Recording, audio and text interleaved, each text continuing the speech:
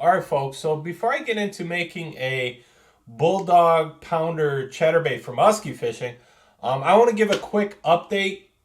I got out pre-spring bass fishing recently over at Metro Park around the mouth of the canal using the chatterbait tube, and I just want to give a quick update about that. I didn't show you guys, but I actually made a Z-Man chatterbait tube, and of course I got a bunch of these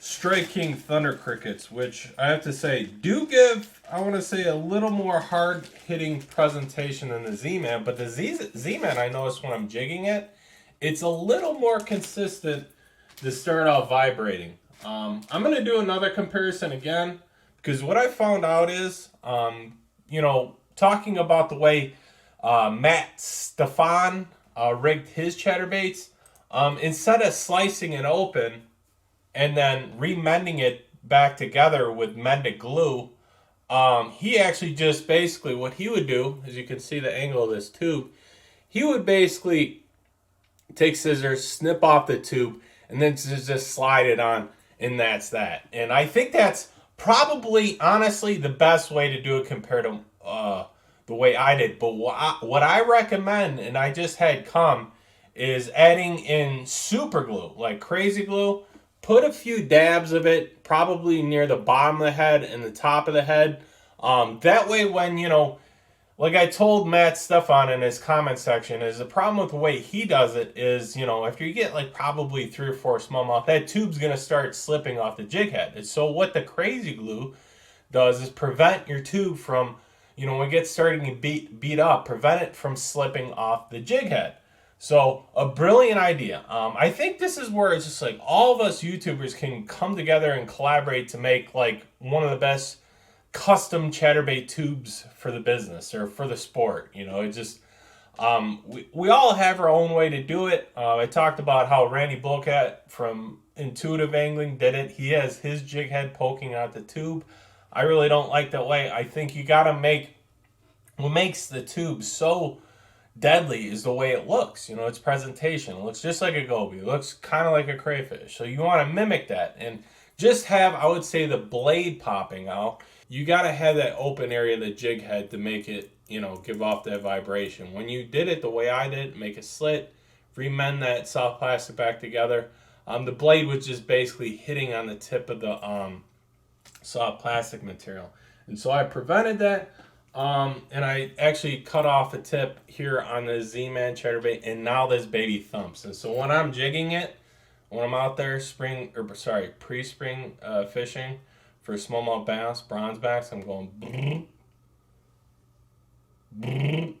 it just, think of it like you're really bringing out the senses of these fish. It's going to be deadly for smallmouth. Again, why I made the MEP spinner. Someone commented, why would you do that? Well, you're bringing out more of the senses of the fish. So 5 sense, if not the 6th sense, the lateral sense, the lateral line of the body of the fish can sense the hard-hitting pounding from, the thunder cricket blade or the Z-Man chatterbait blade. And so you're bringing out the senses. And I notice, when I added in the Z-Man blade, it's adding in sight too, flash. I mean, I saw it reeling up.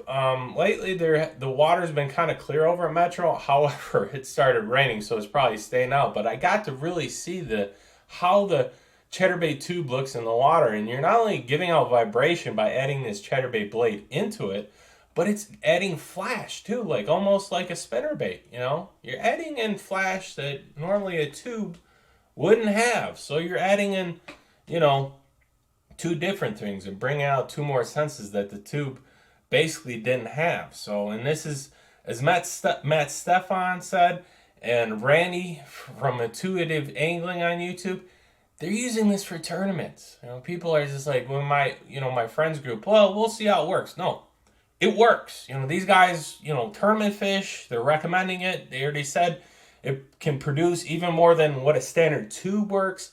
It's just something the bass haven't had or haven't seen. It's just something the fishermen haven't used yet. And to me, you guys know I love modifying my lures. You know, this is my custom musky spinnerbait here. The one thing I noticed with spinnerbaits is they were never heavy enough. I didn't like, you know, the way they were set up. Everyone always uses a skirt. I wanted to use like a really long twister tail.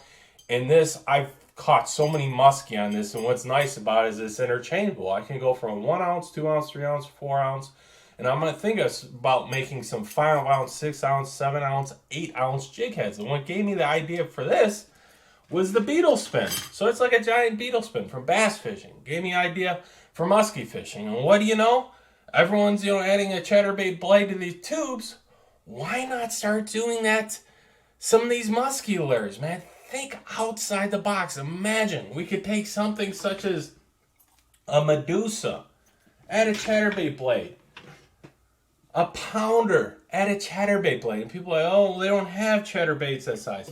Make your own, man. Think outside the box. All you have to do is get some sheet metal at Home Depot or Lowe's, cut out basically a coffin-shaped blade, and figure out a way to attach it to the eyelet. You know, yeah, it might be a little complex, complicated, but yeah, think outside the box. Look at the way people are mending metal together. I'm thinking about buying a, what do they call it? I think a TIG welder from Harbor Freight. Let me just check. I think it's called TIG welder. Yeah, TIG welder. And people do that for even like welding split rings together, I notice, in like the saltwater community. TIG welders are so nice as you can be real precise with the welding. You know, change the level of the welding. And so what I'll probably end up doing and showing you how to do it is like, how can you get the coffin blade shape just right?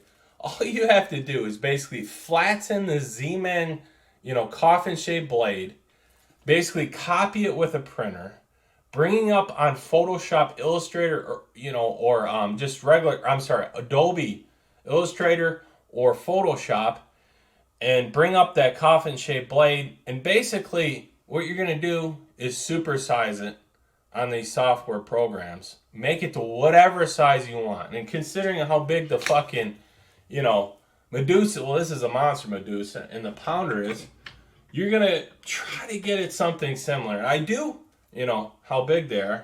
I do have a musky chatterbait lure, and this was given to one of my good friends, Musky Mark, who musky fishes. He doesn't use it as much. And look at the size of that chatterbait blade. Now, we're going to have to make it a lot bigger, you know, considering how big the monster Medusa is and the pounder, but it can be done. It can be done. And I was talking this, if you haven't done now, go on Facebook. If you love musky fishing, add Musky Nuts Facebook group to your Facebook page, and you'll start to learn all the ideas these musky fishermen. Here's a photo of this one angler who basically brought up this like skirted jig he uses for musky, and I want to. It's kind of, hold on. It kind of looks like a beaver bait. If you know what a beaver bait is for musky fishing, here's a photo of it, and comparing it to the standard skirted jig he has, and I guess he added a what did he add? A rat tail to it. I told him, like, man, that looks deadly, but what if you could add a chatterbait blade to it? He's like, damn, yeah, you're right. You know, we're kind of communicating in the section down below, and so I guess he already made it jointed so it like flutters in the water. But if you add that blade to it, imagine all the different senses you'd be bringing out. The sight. You use a chrome, gold blade, or even painted. He's got an orange tail. You can match that orange tail with an orange blade. There's just so many color combinations you could do. And it just amazes me that, you know, we know chatterbaits are deadly in bass fishing. They're still just trying to catch on with musky fishing. And the one thing I said to Sweet Sex, I told these guys, I'm like, you know, chatterbaits are just starting to catch on with Esox, well, pike and musky, you know, this French company that kind of sponsored me.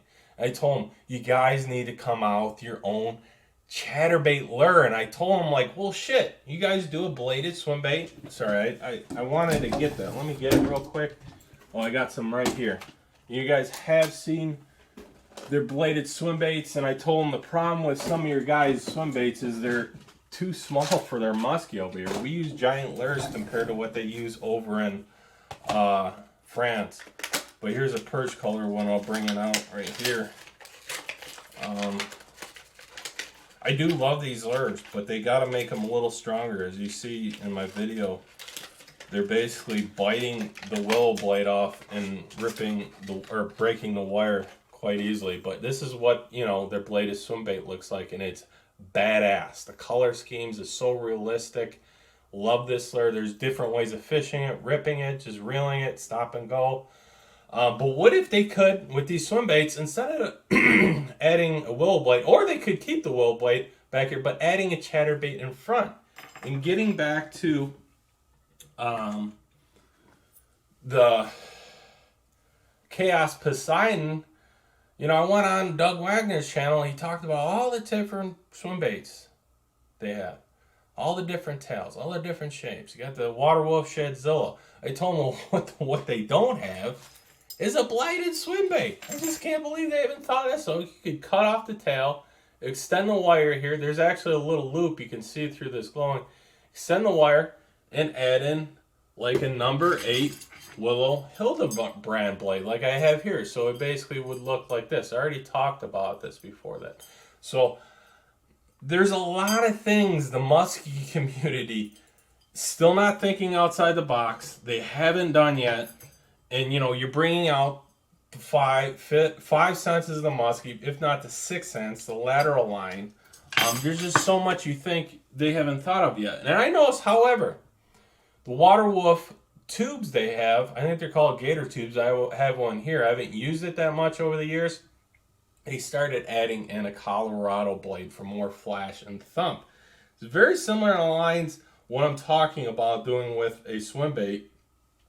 And honestly, John Bonnie already did that with a lot of lures. With his regular Bonnie bait or the Royal Orba. But he vertical jig fishes, and he vertical jig fishes with this. I think the junior Bonnie bait does have a blade on bat. And, you know, the one thing Bonnie is known for is thinking outside the box. He's done a lot of things that a lot of musky companies haven't done. But I think his lures just don't have the color. Alright, sorry, I just maxed out my damn memory card and realized that memory card was kind of full already. But basically, you know, there's still a lot of things that musky fishermen haven't thought of, musky companies haven't thought of, and we're just still, you know, getting on those lines of just making a whole slew of different chatterbaits. You can make a chatterbait tube for musky probably with this, again, the gator tube. But I think what we know about e-socks is they like reaction style baits, jerk baits, ripping pounders and bulldogs. When I went down south, I found out that snook are the same way. These predators want to bring out their characteristics when they like to hunt, just like that movie Jurassic Park and T-Rex. T-Rex doesn't want to be fat, he wants to hunt. Performing a lot better than a whole lot of others. And we know e-socks, pike, and muskie are very aggressive. But sometimes it's hard to get them when, you know, they have lockjaw. They're just not feeding. But if you can bring out their hunting characteristics, like, you know, ripping a bulldog, working a jerkbait, and, you know, again, the bulldog is basically one of the most deadly lures as is for muskie fishing. But what if we can make this even more deadly? And so when we rip it, it goes, you know, and falls down, you know, as is. It's not making it's moving water. People, you know, the musky fishermen and community say it's moving water. It does make some sound. But if you add a chatterbait blade into it, we know it's going to add a really hard-hitting thump. Kind of what they're attracted to with willow blades or bucktail spinners, that vibration, that constant vibration. And I think if you're doing a vibration that spade style goes brrr, brrr, it's really gonna you know, piss them off, bring out their characteristics, bring out their hunting characteristics, what they like to do as an apex predator. And I think it's gonna turn something that's already a deadly lure for musky fishing into something that's even more deadlier. So just think on those lines. And what we're going to be doing is, again, taking a Z-Man coffin-shaped blade and adding it to this bad boy pounder, man. Just like that. It's going to look like that, but it's going to be a much bigger blade. And I can play around with the different size of blades. I already bought some stainless steel sheet metal from Lowe's. And I just can't wait to do this. What I'll end up doing is, just give you a hint. I talked about just basically, flattening the Z-Man blade, copying it with your printing machine, bringing it up in Photoshop or Illustrator, and just supersizing it. Well, I'll have to figure out how I'm going to do this, because basically, you can't really mess around with the eyelet on this, but what you can do is basically just take some thick wire that we use for bucktails, run it through here, and then what you're going to be doing is just welding that wire onto, you'll probably make a little slot here, on the chatterbait blade, just like they have, but you'll be welding basically, I have 62 wire, I might want to go with 0.07 wire or even thicker, and just basically weld this chatterbait blade, and voila, guess what you have? A chatterbait bulldog chatterbait pounder. So just something, fishermen I haven't thought of. I'll probably get out, use some of the lures I've been using, such as the Strike King 8.0 this year. My custom musky spinnerbait, and I still want to supersize this badass lure.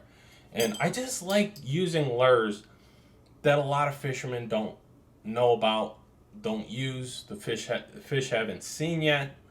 I think it can sometimes give you that edge. And listening to what Randy Bullock said and Matt Stefan, the chatterbait tube, it's just really giving me the idea to just really start capitalizing on these bladed jigs, these chatterbaits, and adding them to all types of sorts of musculars. It amazes me that we know how deadly the chatterbait is, but it's just sitting there. If you look at all the different companies within the musky community, there really isn't that many different chatterbait lures out there, and people are like, well, they're all right, they're nothing special. And you got the Bulldog that's so much better, because it brings out, their characteristics. You can catch a decent amount of musky up here on the TNA Angry Dragon chatterbaits, but they're really good. But what if you could start adding these chatterbait blades to lures that we already know are very effective? Again, the pounder, the swim bait, the Medusa, and honestly, leave it to a little kid, just brilliant little kid, to do that with the mini Medusa. Here's a photo of him. A little chunky, but this dude, he's smiling ear to ear, and he actually supposedly won a youth muskie championship this way. And the dude is brilliant. It's just he thought of something that freaking adults haven't even thought of. Taking just something such as the simple TNA Angry chatterbait, dragon chatterbait, and hooking up a mini Medusa onto right underneath on one of the hooks. And it's just like, this is brilliant. It's just like, why aren't musky fishermen doing it? The reason they aren't doing it, because they're just can't think outside the box. And honestly, some adults work so much, we don't have time to start playing around with lures. A lot of fishermen, I want to say, they get off their job, they buy a bunch of lures at the store, and they start tossing them. It takes time to think up an idea. It takes, time to make up a lure. And you're going to come across problems, as I found out, even making this custom chatterbait blade. You got to have that open area of the jig head to make it, give off that vibration. When you did it the way I did, make a slit, remend that soft plastic back together, the blade was just basically hitting on the tip of the soft plastic material. And so I prevented that. And I actually cut off a tip here on the Z-Man chatterbait, and now this baby thumps. And so when I'm jigging it, when I'm out there pre-spring fishing for smallmouth bass, bronzebacks, I'm going it just, think of it like you're really bringing out the senses of these fish. It's going to be deadly for smallmouth. Again, I have friends that are like, we'll see. Yeah, Randy already says it's deadly. Matt Stefan already says deadly. They've tried it. They've used it in tournaments. It's quite deadly, you know. And, you know, some of my friends are like, oh, just put it back to normal with a skirt. Dude, you know, we know how deadly the tube bait is. Don't you want to see and try to find out how deadly this could be with the tube bait? And I noticed, again, it was clear water out there when I went out to Metro Park. It's making the little octopus legs vibrate and move back and forth too with the chatterbait blade. So it's bringing out this, you know, these little legs on the tube bait. So you're turning this into a more fish catching machine. I don't get how some fishermen just don't get it. How modifying your lures can make them a lot more effective. And I have to say, there's probably, before Z-Man came out, the guy, I can't remember the guy who invented this, they probably like, okay, we've invented just about every lure there is. It's just we can't invent anything more deadlier than a spinnerbait. You know, we can't invent anything more deadlier than a square bill crankbait that has that hard hitting thump. And yet, someone eventually did by just adding a blade to a jig. Just like, why can't we start doing that to musculars? Hello? Hello? McFly? Are you there, McFly? So, I think we can, man. I think we really can, and I think we can make some of these musculars deadlier by adding in these chatterbait blades. And, you know, talking about, you know, there is a company, I think I'll bring this up here for bass fishermen, that they have made it basically a blade that you can add to any type of jig, any type of swim bait. It's like, it has like slots on it and kind of like what I said, a little metal wire that runs through it. And so what you do is you unhook that little metal wire there and then, you know, put the chatterbait blade over any type of jig and then run the wire over. And I'll post a link to this blade up here. And I've seen other YouTubers mention this company. It's a brilliant idea. That way you can add this blade to any type of bass bait. They need to think on the lines and start doing that for muskie as well. Now, we know how heavy these musky lures are. We know how hard these musky strike our lures.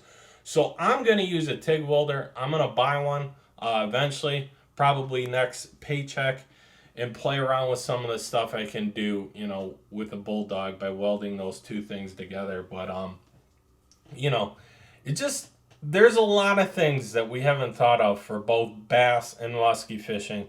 And it's just fun thinking of these things. And I think it really will make you a better fisherman if you start modifying lures.